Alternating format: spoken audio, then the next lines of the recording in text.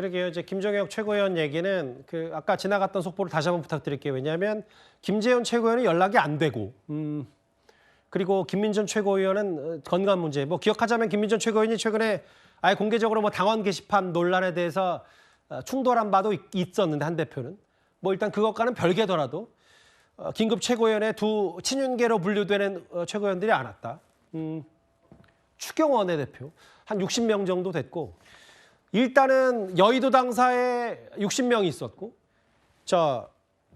여의도 국회의사당 본관, 국회 본관 본회의장엔 또 18명의 한동훈 대표와 가까운 인물들이 있었고 친한 친윤 글쎄요 이제 개파 갈등 얘기를 넘어서서 뭔가 집권 여당이 출구 전략 수습 전략을 찾아야 되는데 각 원내대표 투톱 대표가 지금 각자 다른 목소리를 내고 있거든요.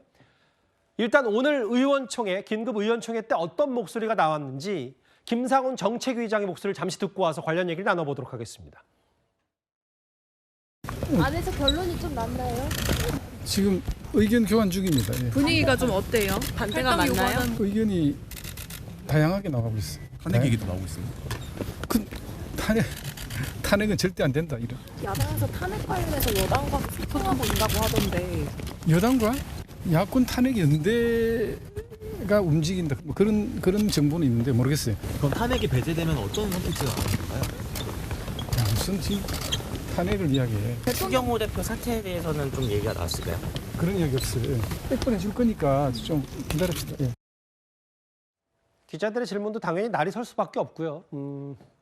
추경호 원내대표 사퇴 얘기에 대해서는 선을 그었고 그리고 김상훈 정책위장이 뭐라고 했냐면 뭐 탄핵이 무슨 탄핵이냐라는 취지의 얘기를 했는데 뭐 탄핵까지는 일단 안 가더라도요. 그 호준석 대변인님. 네네.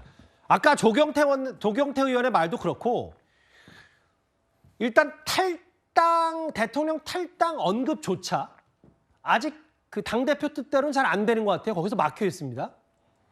그 부분이 이제 의원총회에서 이렇게 논의가 됐는데 결론을 내리지 못했다고 합니다. 그래서 이제 아마도 이제 탈당에 반대하는 의원들은 일단 대통령의 의중이 무엇인지 어떤 의도였는지를 확인해봐라 당 지도부가 그러고 나서 이제 결정하자 이제 그런 취지였다고 합니다.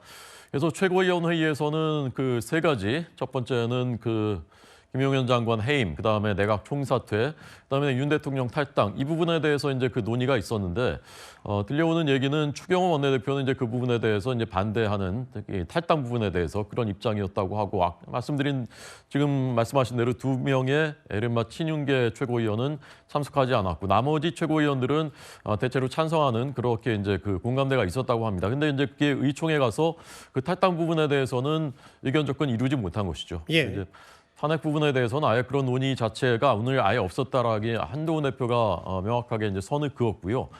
어쨌건 이제 탈당에 대해서 한동훈 대표가 요구하는 것은 이것이 국민들에게 앞서 이제 여러분이 말씀하신 대로 대통령께 설명하고 또 사과하고 태도의 전환 이런 것을 보여주는 한 중요한 그것이 이제 그 신호이다. 첫 관문이다. 네, 그런 차원에서 이제 저는 요구하는 것이라고 보고요.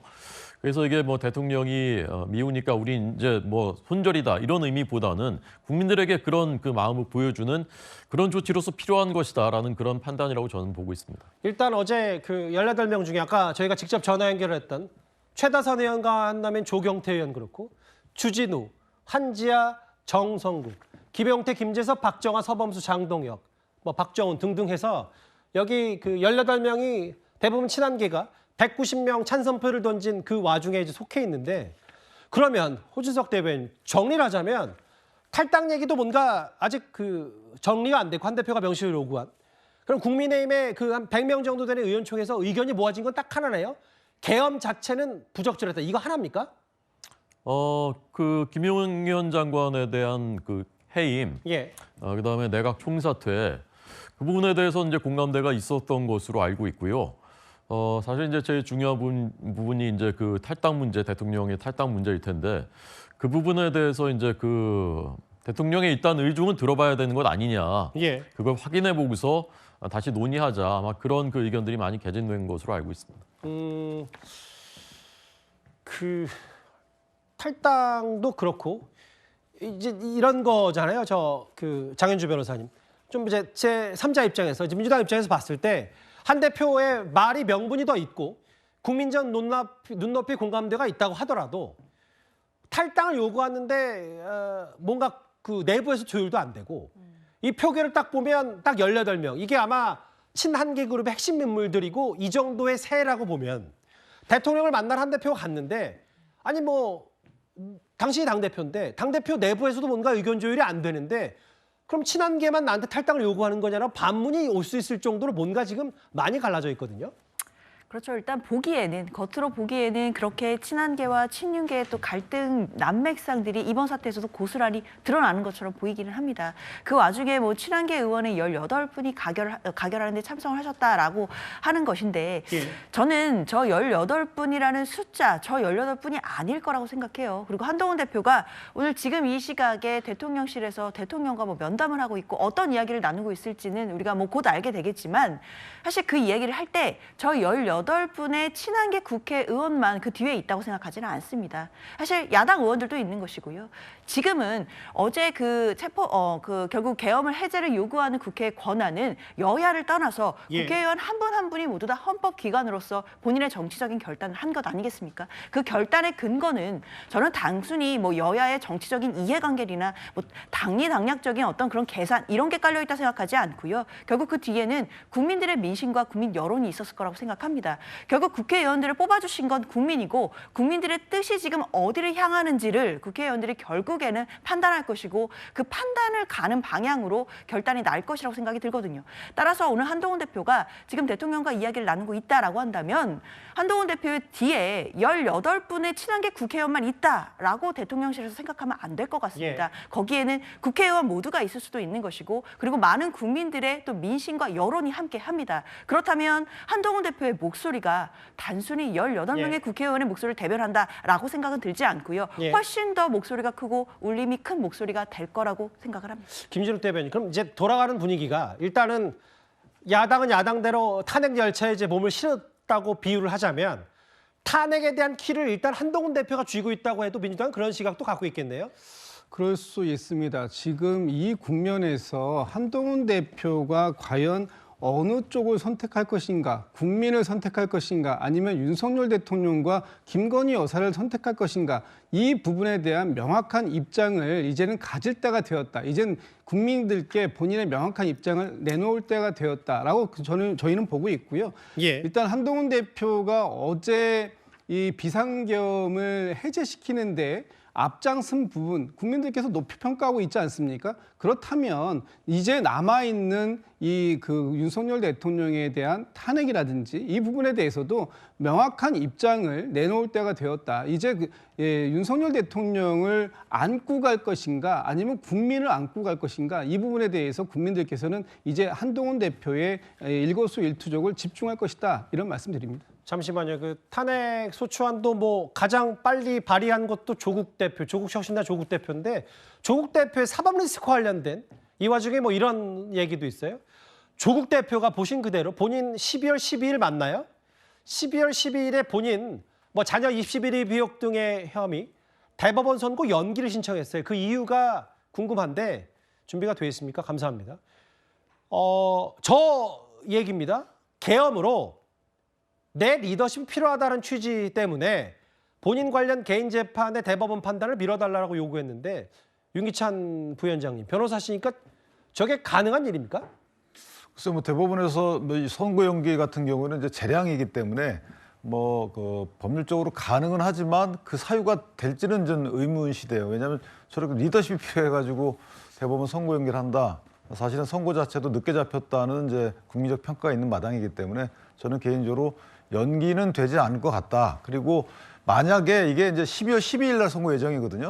그런데 지금 탄핵 소추안이 지금 제출이 됐고 보고되고 아마 그 의결될 때까지 그렇게 먼 시간이 필요가 없어요. 그렇다면 12월 12일 이전에 12월 10일 날 정기국회가 끝나기 때문에 그 이전에 아마 그 진행될 가능성이 커서 그것만 보더라도 조국 대표에 대한 선고 연기는 쉽지 않을 것 같다라고 생각합니다. 어떻게 들으셨어요, 오준석 대변인? 계엄으로 내 리더십이 필요하다. 지금 계엄 정국.